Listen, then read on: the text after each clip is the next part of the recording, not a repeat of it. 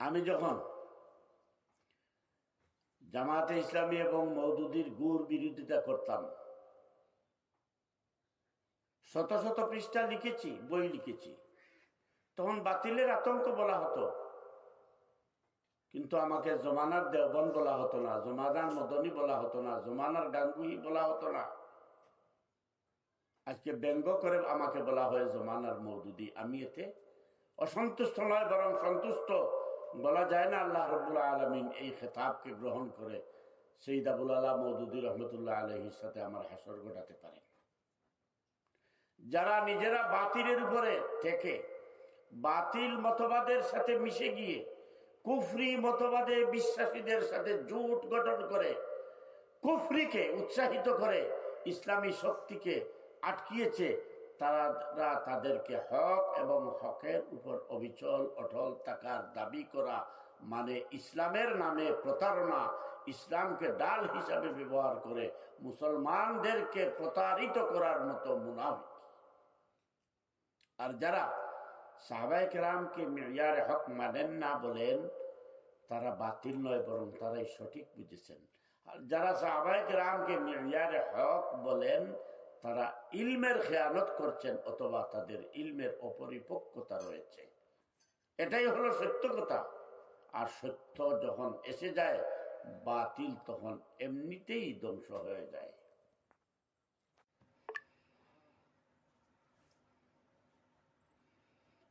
আলহামদুলিল্লাহ, আলহামদুলিল্লাহ কাফা ওয়া সালামুন আলা ইবাদিহিল্লাযীনা ইসতাফা। أما بعد فأعوذ بالله من الشيطان الرجيم. بسم الله الرحمن الرحيم. فاسألوا أهل الذكر إن كنتم لا تعلمون. صدق الله العظيم.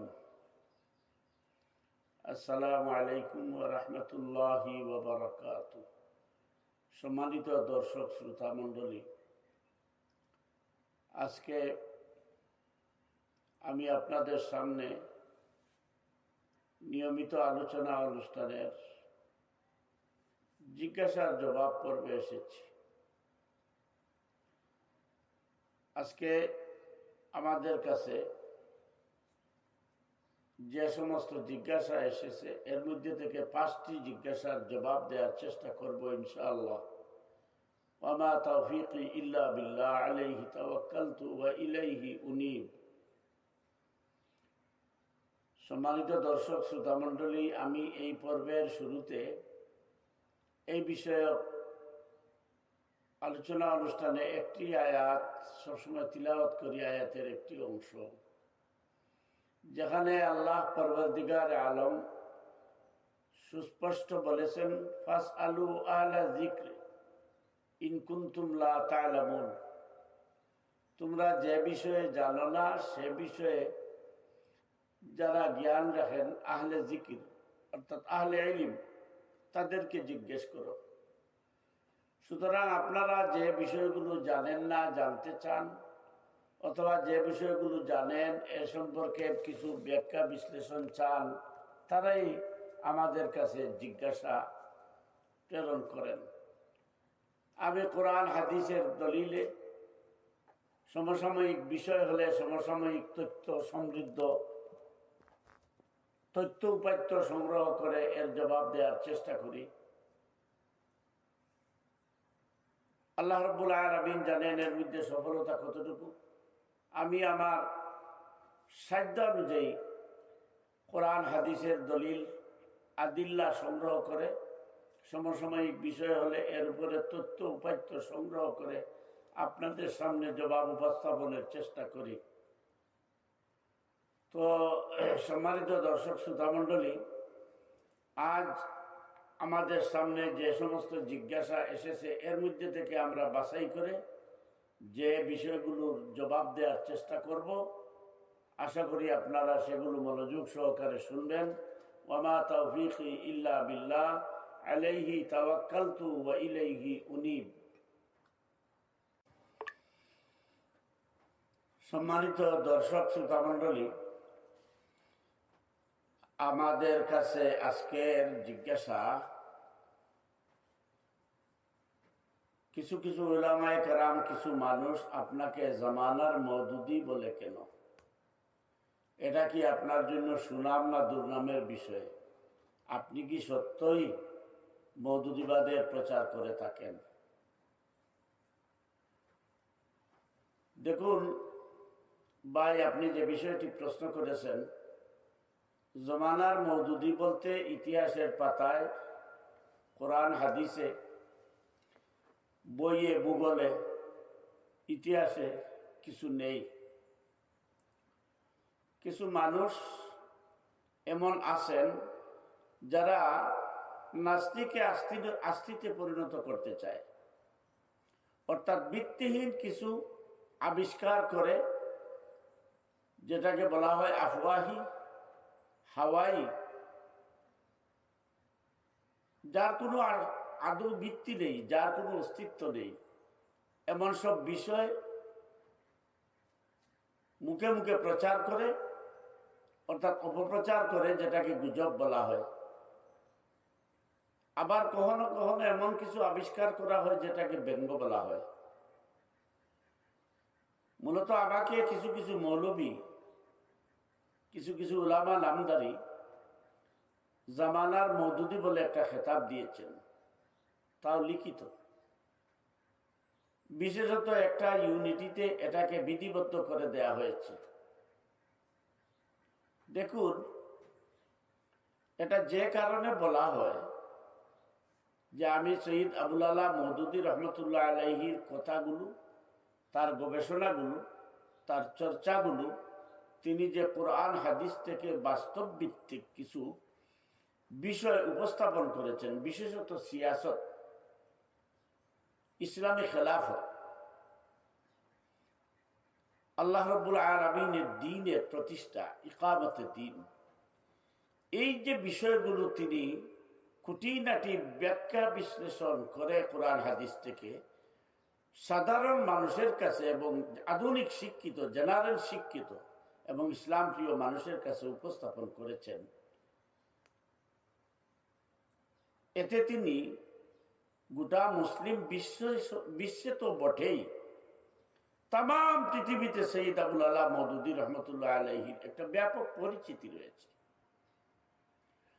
এই পরিচিতির মধ্যে যারা ইসলাম প্রিয়, তাদের কাছে সৈয়দ আবুল আলা মওদুদি রহমতুল্লাহ আলাইহি অত্যন্ত শ্রদ্ধাভাজন, শ্রদ্ধেয় ব্যক্তিত্ব, একজন দার্শনিক, একজন মুজতাহিদ, একজন মুজাদ্দিদ, সংস্কারক। কেউ কেউ আল উস্তাদ মওদুদি বলেন, কেউ কেউ আল ইমাম মওদুদি বলেন। আবার কিছু মানুষ আছে যারা ইসলামকে সহ্য করতে পারে না, এরা মূলত ফিতরতান ইসলাম বিদ্বেষী। আর কিছু মানুষ আছে যারা ইসলামের পক্ষের শক্তি, মুসলমান, এবং নিজেদেরকে আলিম, হক্কানি, রব্বানি, নায়েবে নবী ইত্যাদি বলে। তাদের ইসলামের সাথে বিদ্বেষ নয়, কিন্তু ইসলামকে পূর্ণাঙ্গ জীবন ব্যবস্থা হিসাবে মানুষের সামনে উপস্থাপন করুক এবং ইসলামকে প্রতিষ্ঠিত করার জন্য রাষ্ট্র ক্ষমতায় যাক, এই বিষয়টি তারা পছন্দ করেন না। তারা মনে করেন তাবিজ, তদবির, খতম, দোয়া, পীর, মুরিদি ইত্যাদি করে মানুষের মধ্যে ইসলাম প্রতিষ্ঠা করে ফেলবেন। হ্যাঁ, তাদের এই কাজটিকে আমি বন্ধ বলি না। তারাও একটি নেক জেহনি নিয়ে, ভালো ধারণা নিয়ে কাজ চালিয়ে যাচ্ছেন, কিন্তু এর বিকল্প যেটা, সেটাকে তারা পছন্দ করেন না। এর সাথে তারা বিদ্রুপ করেন, ব্যঙ্গ করেন, বিরোধিতা করেন, গঠনমূলক সমালোচনা না করে হিংসাত্মক অপপ্রচার করেন। এই বিষয়টা ইসলাম সমর্থন করে না। যারা এই হিংসাত্মক ভাবে প্রতিহিংসা পরায়ণ হয়ে সৈয়দ আবুল আলা মওদুদি রহমতুল্লাহ আলাইহির বিরুদ্ধে ভিত্তিহীন অপপ্রচার করে থাকেন, তারাই সৈয়দ আবুল আলা মওদুদি রহমতুল্লাহ আলাইহির নামে একটি মতবাদের জন্ম দিয়েছেন, মওদুদি মতবাদ নামে, মওদুদিবাদ নামে। যেভাবে তারা দেওবন্দিয়ত বা দেওবন্দি মতবাদের আবিষ্কার করেছেন, বেরেলভি বা বেরলভিয়ত নামে একটি স্বতন্ত্র মতবাদের আবিষ্কার করেছেন। যেভাবে আহলে হাদিস নামে একটি মতবাদের আবিষ্কার করে ফেলেছেন, যেভাবে আহলে কোরআন নামে একটি মতবাদের সৃষ্টি করে ফেলেছেন, হাদিস অস্বীকার করে, ঠিক সেইভাবেই একটি ভিত্তিহীন শব্দের, একটি ভিত্তিহীন ইজমের আবিষ্কার করেছেন। যারা প্রতিহিংসা পরায়ণ হয়ে তারা এই মওদুদিবাদ বা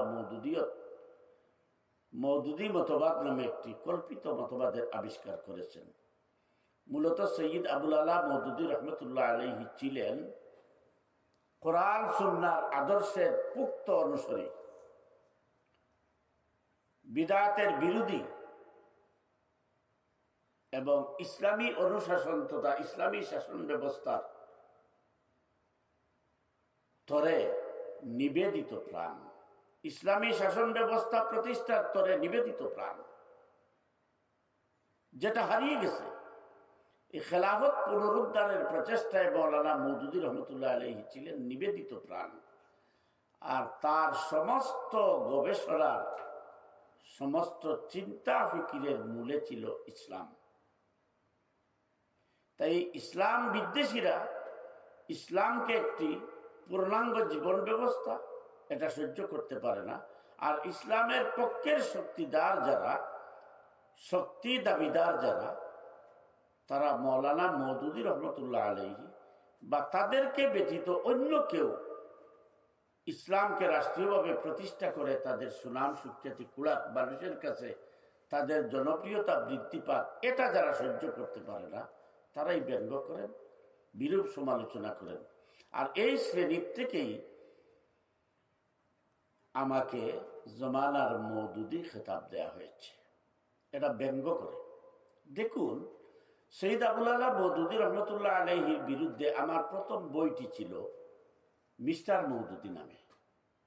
আমার প্রথম বইটি ছিল 1984 সালে, সেটার নাম ছিল মিস্টার মওদুদি। 1986 সালে যে বইটি, সে বইটির নাম ছিল মিস্টার মওদুদির নতুন ইসলাম। এ দুটি বই আমার লেখা হলেও তখন পরিস্থিতির প্রেক্ষাপটে অন্যদের নামে ছাপা হয়েছে। কিন্তু এই লেখাগুলো তৎকালীন সময়ের বিভিন্ন স্থানীয় এবং জাতীয় পত্রিকার আর্কাইভ খুঁজলে পাবেন এই লেখাগুলো আমার। আর এই পত্রিকার লেখাগুলোকে সংগ্রহ করে আমি মিস্টার মওদুদি এবং মিস্টার মওদুদির নামে মিস্টার মওদুদির নতুন ইসলাম নামে বই প্রকাশিত হয়েছে। আমি গোলাম আজম সাইদি, বাংলার এহুদি, এই স্লোগানের আবিষ্কার করেছিলাম 1988 সালে, যেটার দেয়াল লেখন করেছিলেন বর্তমানে একটি ফাজিল মাদ্রাসার প্রিন্সিপাল মৌলানা আফজাল হোসেন খান।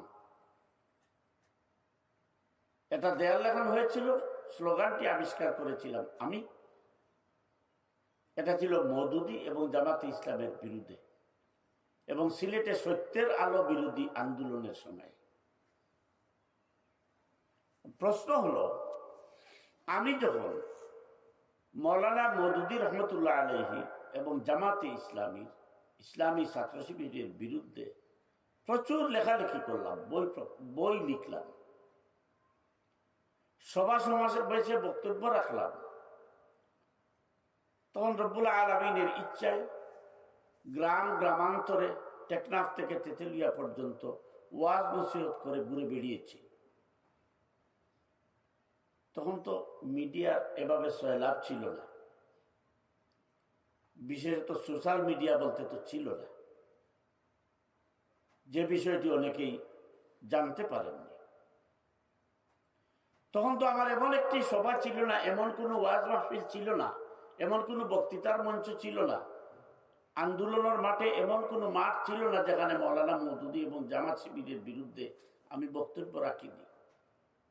কারণ ওইটা ছিল তখন খোরাক মানুষের কাছে, সাধারণ মানুষের কাছে হোক আর না হোক, আহলে ইলম উলামায়ে কেরাম যারা, তাদের কাছে গ্রহণযোগ্যতা পাওয়ার একটা মূল মন্ত্র ছিল মওদুদির বিরোধিতা, জামাতে ইসলামের বিরোধিতা শিবিরের বিরোধিতা। যারা যত বেশি জামাত শিবিরের বিরোধিতা করেছেন তারাই হক্কানি খেতাব পেয়েছেন, আমারও হক্কানি ছিল। যারা যত বেশি মওদুদি এবং জামাত শিবিরের বিরুদ্ধে স্লোগান দিতে পেরেছেন, বক্তব্য দিতে পেরেছেন, তারাই বাতিলের আতঙ্ক হয়েছিলেন। আমারও খেতাব ছিল বাতিলের আতঙ্ক। সেটা দুই কারণে। একদিকে ফুলতলি মসলকের বিরুদ্ধে আমার অবস্থান এবং ফুলতলি মসলকের কিছু বিভ্রান্ত উগ্র মানুষ কর্তৃক আমাকে ফাঁসিতে ঝুলানো, অন্যদিকে জামাত শিবিরের বিরুদ্ধে কলমের পাশাপাশি মাঠ গরম করা, এই দুই কারণে। তৃতীয়ত, যে কোনো বিষয়ে যে কারো সাথে, এমনকি খ্রিস্টানদের সাথে, হিন্দু ধর্মগুরুদের সাথে আমার বহস হয়েছে। আমার খেতাব ছিল মানাজির আজম, বাতিলের আতঙ্ক। কিন্তু আমাকে তো কেউ কোনোদিন জমানার মদনী বলেনি, জমানার দেওবন্দ বলেনি, জমানার গাঙ্গুহি বলেনি, জমানার তানবী বলেনি, জমানার আতাউল্লাহ বুখারী বলেনি। যদিও এখন কেউ কেউ শুনি অমুক জমানার বুখারী, অমুক জমানার ইমাম আবু হানিফা, এসব ফালতু কথা। এখন আমি যখন বুঝলাম মৌলানা মওদুদী, সৈয়দ আবুল আলা মওদুদী রহমতুল্লাহ আলাইহির উপর আনিত অভিযোগগুলো নিছক তুহমতারূপ, মিথ্যারূপ, ভিত্তিহীন, বই কিছুই নয়, তখন আমার খেতাব পড়ে গেল আমি মওদুদীবাদী। শেষতক যখন মৌলানা মওদুদীর বিষয়ে কিছু গবেষণা করে তার লেখাগুলোর ব্যাপারে জবাব দেওয়া শুরু করলাম যে এগুলো মিথ্যা নয়, এগুলো সত্য, এবং তার উপর যে অভিযোগগুলো আনা হয়েছে এই অভিযোগগুলো সত্য নয়, ভিত্তিহীন, মিথ্যা, তখন একটি উপর মহল থেকে লিখিত পত্রে জানানো হলো জমানার মওদুদী হয়ে গেছে মৌলানা আব্দুল হাই জেহাদি, তাকে কৌমি গরলায় কি কৌমির বারান্দায় স্থান দেওয়া যাবে না। তখন থেকেই অনেকে বলে জমানার মওদুদী। আমি যদিও মৌলানা মওদুদী রহমতুল্লাহ আলাইহির পায়ের দুলুর কণার সমান নয়, কিন্তু যখন কেউ বলে জমানার মওদুদী, তখন আমি এটাকে মন্দ বলি না, বলা তো যায় না। এমন একজন আল্লাহর ওলি, মর্দে মুজাহিদ, আওলাদে রসুল সৈয়দ আবুল আলা মওদুদী রহমতুল্লাহ আলাইহির সাথে আমাকে তসবিহ দেওয়ার কারণে এই উসিলায় তো আল্লাহ রাব্বুল আলামিন আমাকে মাফ করে দিতে পারেন। এজন্য এটাকে আমি ঘৃণার চোখে দেখি না, সাধুবাদ জানাই, স্বাগত জানাই। যেভাবে হযরত শাইখে কৌড়িয়া রহমতুল্লাহ আলাইহি আমাকে জেহাদি উপাধি দেওয়ার কারণে আজ পর্যন্ত আমি জেহাদি, অনুরূপ যিনি জমানার মওদুদী বলেছেন তিনিও হযরত শাইখে কৌড়িয়া রহমতুল্লাহ আলাইহির বয়সের সমসাময়িক প্রায়, এবং এই দেশের মানুষের কাছে তিনি একজন পরিচিত নাম এবং অত্যন্ত দায়িত্বশীল, দায়িত্ববান মানুষ ছিলেন। তার মুখ থেকে যখন বের হয়ে গেছে আমি এটাকে গ্রহণ করে নিয়েছি। আমি জমানার মওদুদী বলছি, আলহামদুলিল্লাহ, আল্লাহ যেন এটাকে কবুল করে নেন।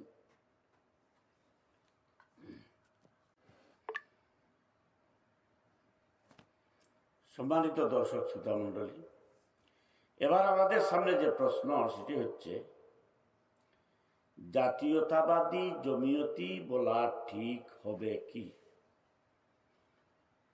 দেখুন, আঞ্চলিক জাতীয়তাবাদ, ধর্মনিরপেক্ষতাবাদ, এগুলো অর্থাৎ মানুষের গড়া সবগুলো মতবাদ ইজম, কুফরি। এজন্য আঞ্চলিক জাতীয়তাবাদ, ধর্মনিরপেক্ষতাবাদ, সমাজতন্ত্র, এইসব মানুষের গড়া মতবাদগুলোকে কুফরি মতবাদ আখ্যায়িত করা হয়েছে। এগুলো কোনো মুসলমানের জন্য প্রতিষ্ঠার চেষ্টা করা, এর তরে জানমাল খরচ করা কোনো অবস্থাতেই জায়েজ তো নয়, ঈমান হননের কারণ হতে পারে, কারণ এটা কুফরি মতবাদ। এখন জাতীয়তাবাদী জমিয়ত বলতে আপনি কি বুঝাতে চেয়েছেন সেটা আমার বোধগম্য নয়। জমিয়তে উলামায়ে ইসলাম দেওবন্দি উলামায়ে কেরামের একটি একক সংগঠন। দেওবন্দি উলামায়ে কেরামের নেতৃত্বে পরিচালিত সংগঠন জমিয়তে উলামায়ে হিন্দ।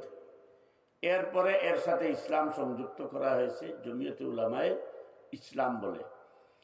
মূলত জমিয়তে উলামার সাথে ইসলাম ছিল না, আর এটা গঠন করা হয়েছিল হিন্দুত্ববাদী হিন্দু জাতীয়তাবাদী সংগঠন কংগ্রেসের সাথে জোটবদ্ধ করে।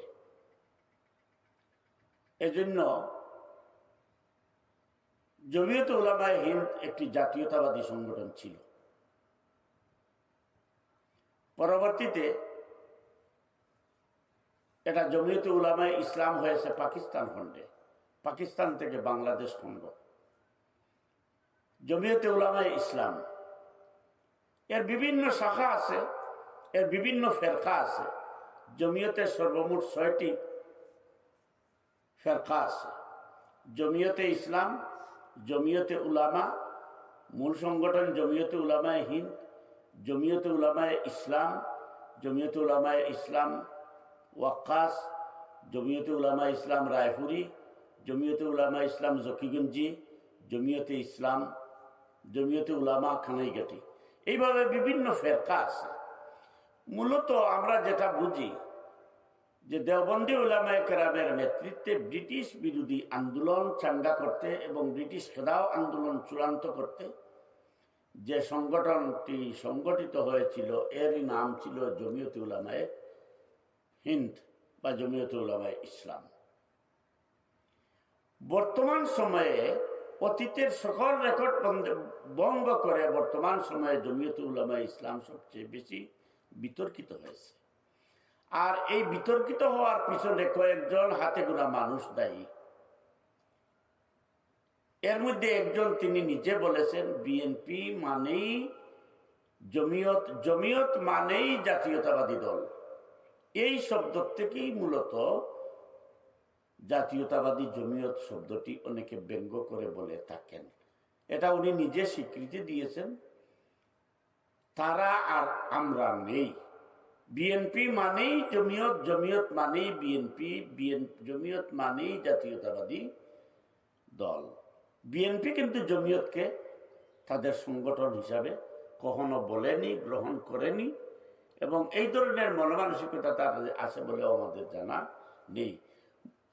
সুতরাং জমিয়তে উলামায়ে হিন্দ বলুন আর জমিয়তে উলামায়ে ইসলাম বলুন, এর সাথে জাতীয়তাবাদের কোনো সম্পৃক্ততা নেই। আজকে যারা জাতীয়তাবাদীদের সাথে তাদের সম্পৃক্ততার কথাকে জড়াচ্ছেন, এরা ব্যক্তি স্বার্থে, এরা অদূরদর্শী, রাজনীতির তারা জানে না। আমরা মাঠে ময়দানে, রাজনীতির ময়দানে তাদেরকে কখন দেখিও নেই। এখন সুযোগ পেয়েছে, তারা টাকা হয়েছে, পয়সা হয়েছে, অর্থকড়ি হয়েছে, মাদ্রাসা করেছেন, মাদ্রাসার প্রধান হয়েছেন, বস এই তো নেতা হয়ে গেছে। এখন যা মুখ দিয়ে আসে তাই বলেন, আর আমাদেরও মুখ দিয়ে যা আসে সেই খেতাব তাদের পিছনে লাগিয়ে দেই। তো উনিও একজন কাসিমি, উনি বলেছেন জাতীয়তাবাদী দল আর জমিয়তের মধ্যে কোনো তফাৎ নেই, তারা আর আমরা নাই, আমরাই তারা, তারাই আমরা। এর থেকেই হয়তো জাতীয়তাবাদী জমিয়ত শব্দের উৎপত্তি হয়েছে, ব্যঙ্গ করে হোক আর যে জন্যই হোক। সুতরাং আমার মনে হয় জমিয়তের সাথে জাতীয়তাবাদী শব্দটি সম্পৃক্ত করা মোটেও সঙ্গত নয়, সঠিক নয়। কারণ জাতীয়তাবাদ হচ্ছে একটি কুফরি মতবাদ। আর জমিয়তে উলামায়ে হিন্দ বলুন আর জমিয়তে উলামায়ে ইসলাম বলুন, যে কয়টি ফিরকাই থাকুক, সব কটি উলামায়ে কেরামের নেতৃত্বে পরিচালিত হচ্ছে। হ্যাঁ, চিন্তা, দর্শন, ফিকিরের মধ্যে ব্যবধান থাকতে পারে। এজন্য কোনো দলকে একটি বাতিল মতাদর্শী, একটি তাগুতি শক্তির সাথে গুলিয়ে ফেলা, মিলিয়ে ফেলা, না দলের কারোর জন্য সঠিক, না অন্য কারোর জন্য সঠিক। আশা করি বুঝতে পেরেছেন।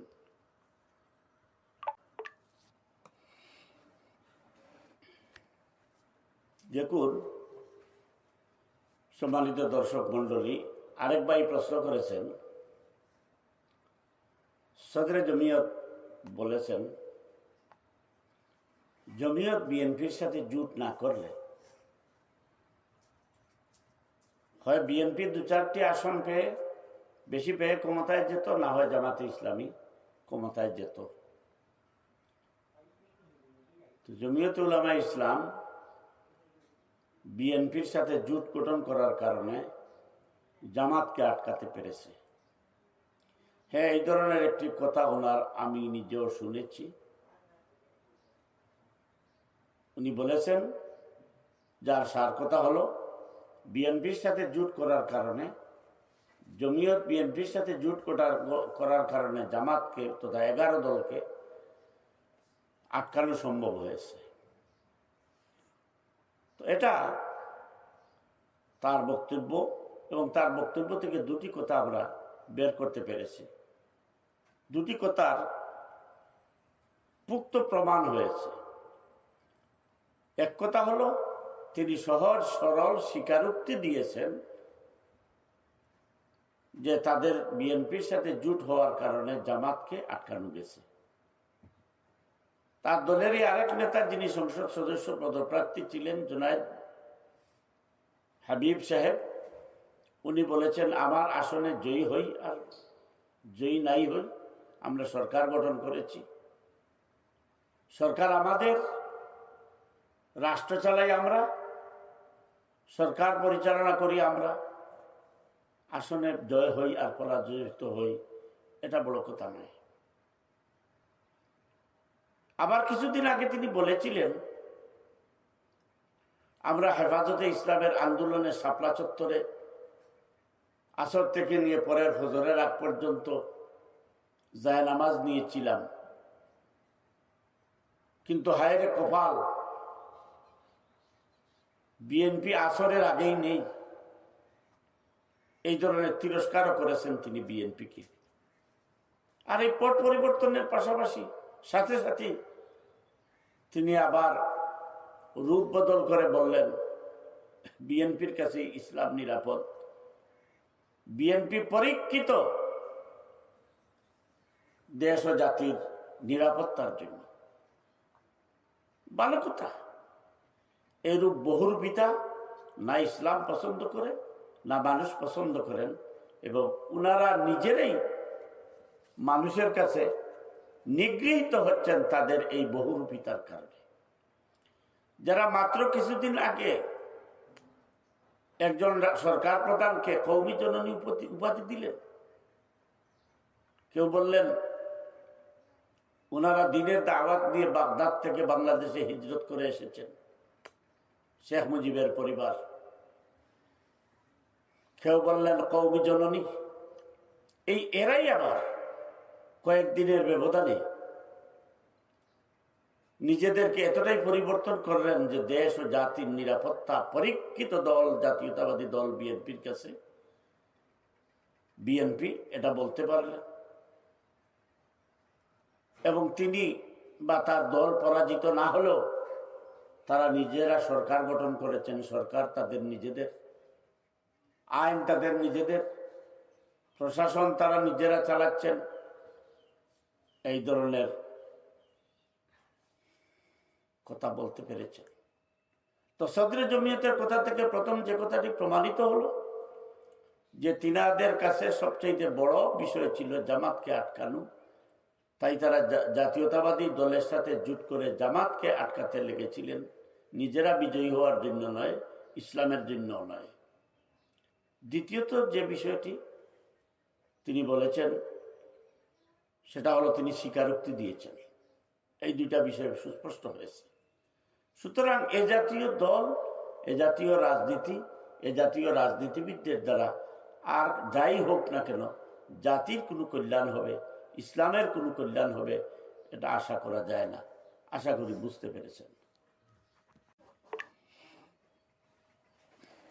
সম্মানিত দর্শক শ্রোতামণ্ডলী, আরেকজন ভাই প্রশ্ন করেছেন, একজন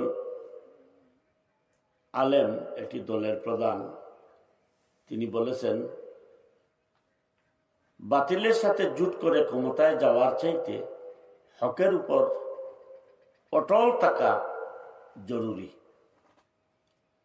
এই কথাটির মর্ম কি? এখানে বাতিল বলতে তিনি কাকে বুঝালেন, আর হক বলতে তিনি কাকে বুঝালেন? আপনার মুখ থেকে একটু ব্যাখ্যা বিশ্লেষণ চাই। দেখুন ভাই, কোরআন হাদিসের দলিল হচ্ছে, সুস্পষ্ট দলিল, আল ইসলামু হাক্কুন ওয়াল কুফরু বাতিল। কি? আল ইসলামু হাক্কুন ওয়াল কুফরু বাতিল। ইসলাম হচ্ছে হক, কুফরি হচ্ছে বাতিল। আল ইসলামু নূরুন ওয়াল কুফরু জুলমা।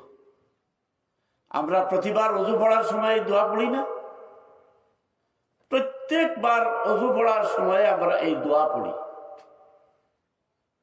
আল ইসলামু হাক্কুন ওয়াল কুফরু বাতিল, আল ইসলামু নূরুন ওয়াল কুফরু জুলমা। এখানে জুলমা শব্দের অর্থ হচ্ছে বাতিল, আর বাতিল বলতেই জুলুম, বাতিল বলতেই জালিম, আর জালিম বলতেই বাতিল। এখন যিনি বললেন বাতিলের সাথে জুট করার চাইতে হকের উপরে টিকে থাকাই বড়, আমি তার এই কথার সাথে একমত, একেবারে 100% একমত, সহমত। বাতিলের সাথে জুট করার চাইতে, বাতিলের সাথে জুট করে ক্ষমতায় যাওয়ার চাইতে, বাতিলের সাথে জুট করে সম্মান অর্জনের চাইতে, বাতিলের সাথে জুট করে আরামায়েশের জীবনযাপনের চাইতে হকের উপরে অটল অবিচল থেকে শাহাদতের মৃত্যুই ভালো, অনাহারই ভালো। বাতিলের সাথে জোট গঠন করে ক্ষমতায় যাওয়ার চাইতে একজন দুর্বল মানুষ হিসাবে, পুক্ত ইমানদার, শক্ত ইমানদার হিসাবে বেঁচে থাকা 1000 গুণ, লক্ষ গুণ শ্রেয়। এখন যিনি বললেন আমরা জোট গঠন করার কারণে জামাতে ইসলামী তথা ইসলামী 11 দলীয় জোটকে আটকাতে পেরেছি, তিনি কার সাথে জোট করলেন? কার সাথে জোট করলেন? বাতিলের সাথে, কুফরি মতবাদে বিশ্বাসীদের সাথে জোট গঠন করলেন। তাহলে তিনারা হকের উপর অবিচল থাকলেন কিভাবে? হকের উপর অবিচল থাকা তো ছিল এটাই যে আমরা নির্বাচনে যাব না, নির্বাচন করব না, কারোর সাথে জোট করব না, আমরা এককভাবে নির্বাচনে প্রতিদ্বন্দ্বিতা করে আমাদের ভোটগুলাকে সত্যর পথে রাখবো। হ্যাঁ, এটাও একটা হকের উপর অবিচল থাকার কথা ছিল। অথবা প্রচলিত নির্বাচনে আমরা যাব না, আমরা শুরাই নিজাম কায়েম করব, সেটাই ছিল হকের উপরে অবিচল থাকা। হক কি? আর হকের উপর অবিচল থাকলেন কিভাবে? আল্লাহ বলেছেন ফাস্তাকিম কামা উমিরতু। কিসের উপরে ইস্তেকামত থাকার জন্য, অটল থাকার জন্য বলছেন? প্রতি রাকাত নামাজে বলি ইহদিনাস সিরাতাল মুস্তাকিম, ফাস্তাকিম কামা উমিরতু, আয় ফাস্তাকিম আলা সিরাতে মুস্তাকিম। তুমি সিরাতে মুস্তাকিমের উপরে অবিচল অটল থাকো। সিরাতে মুস্তাকিম কি? الذين أنعم الله من النبيين والصديقين والشهداء والصالحين। আমাদের সামনে সুহাদা নয়, আল্লাহর রাস্তায় যারা শহীদ হয়েছেন, শহীদের বহু বচন সুহাদা, তাদের উপরে আল্লাহ নিয়ামত বর্ষণ করেছেন। সিরাতে মুস্তাকিম কি? মা যা নবী মুহাম্মদিন সাল্লাল্লাহু আলাইহি ওয়াসাল্লাম, যেটা আল্লাহ বলেছেন মা আতাকুমুর রাসূলু ফাখুযুহু ওয়া মা নাহাকুম আনহু ফান্তাহু। আল্লাহর পক্ষ থেকে নবী যা নিয়ে এসেছেন সেটাই হলো সিরাতে মুস্তাকিম।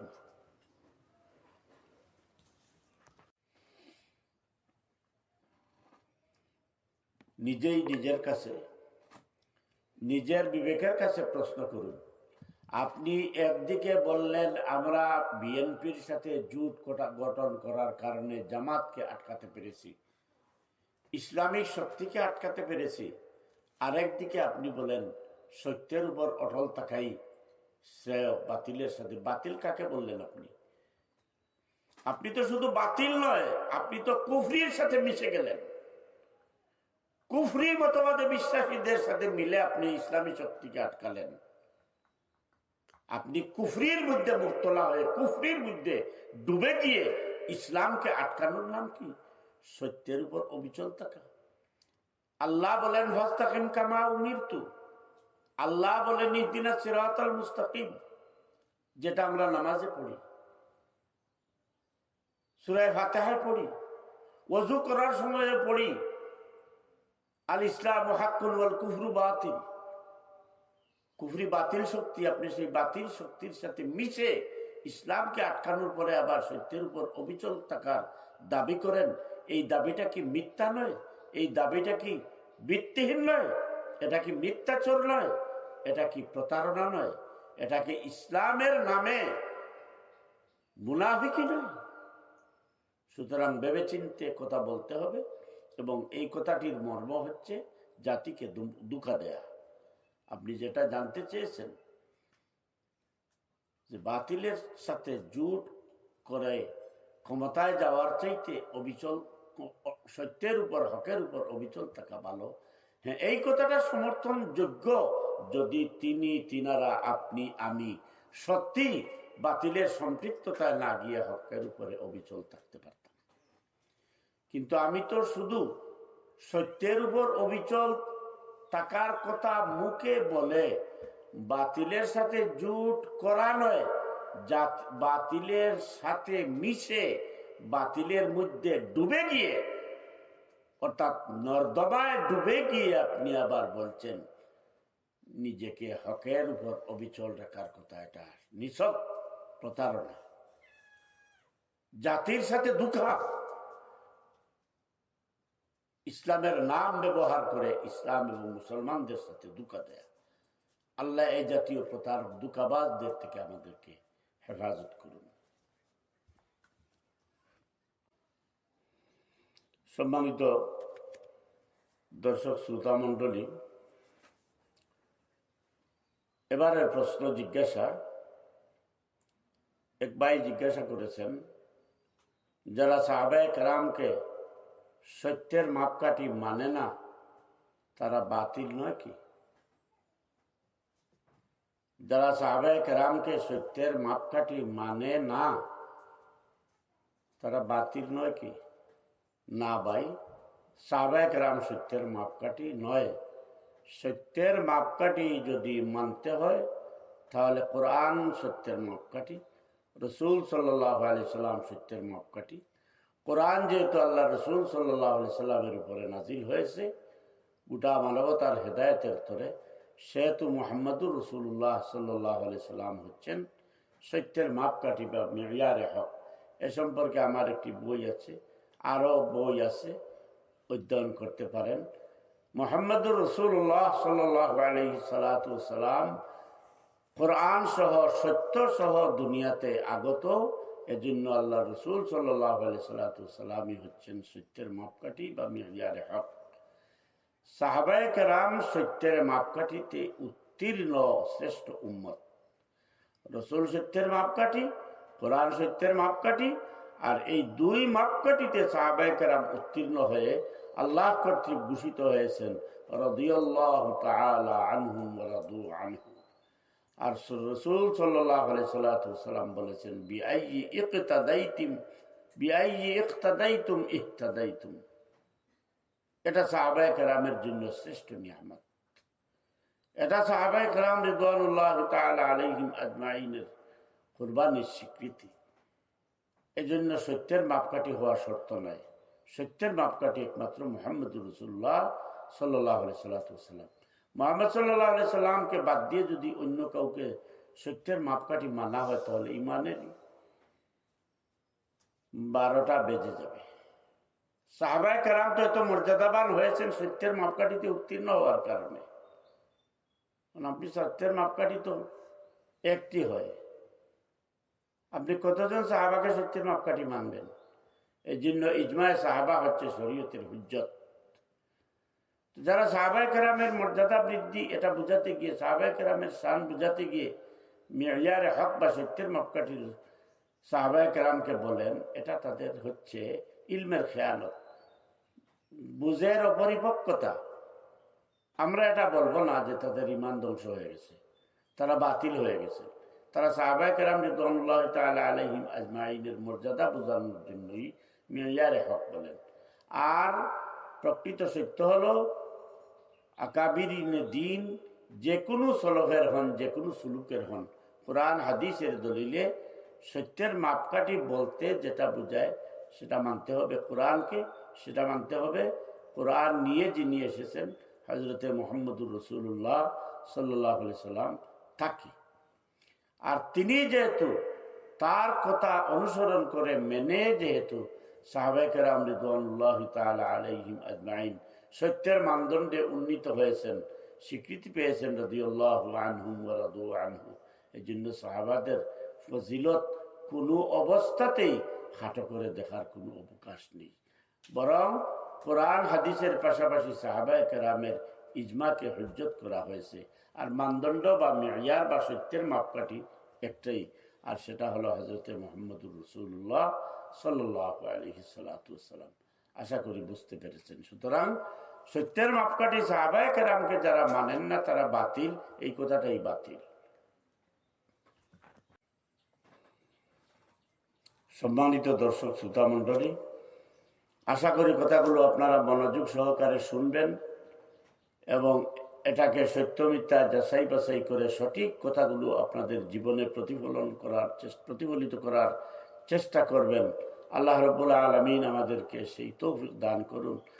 আর একটি বিশেষ আবেদন, আমাদের নাগরিক বার্তা ইউটিউব চ্যানেলটি সাবস্ক্রাইব করে রাখুন। আমাদের সব কথা, সব আলোচনা আপনারা নিয়মিত শুনতে পারবেন। অনুষ্ঠানটি সাবস্ক্রাইব করে রাখুন, নাগরিক বার্তা টিভির সঙ্গে থাকুন। বিশেষত আমাদের দারুল মাআরিফ ইসলামী রিসার্চ সেন্টার থেকে প্রকাশিত গবেষণালব্ধ তফসিরে উম্মুল কোরআন এবং অন্যান্য প্রকাশনাগুলো আপনারা অধ্যয়ন করবেন, সত্য উপলব্ধি করতে পারবেন, সত্য মিথ্যা যাচাই বাছাই করে সঠিকটা গ্রহণ করতে পারেন। আর আমরা যে পরিকল্পনা নিয়েছি উম্মে সালমা রাদিয়াল্লাহু তাআলা আনহা মহিলা মাদ্রাসা, যেটা সংস্করণকৃত অত্যন্ত আধুনিক মানের করে উম্মে সালমা রাদিয়াল্লাহু তাআলা আনহা আইডিয়াল মহিলা মাদ্রাসা নামে প্রতিষ্ঠিত হতে যাচ্ছে, এর প্রতি আপনাদের সদয় সুনজর কামনা করি। অনুষ্ঠান শেষ করার আগে আবারও আপনাদেরকে প্রীতি শুভেচ্ছা ও মুবারকবাদ জানিয়ে পরবর্তী অনুষ্ঠান শোনার আগাম আমন্ত্রণ জানিয়ে শেষ করছি। আসসালাম।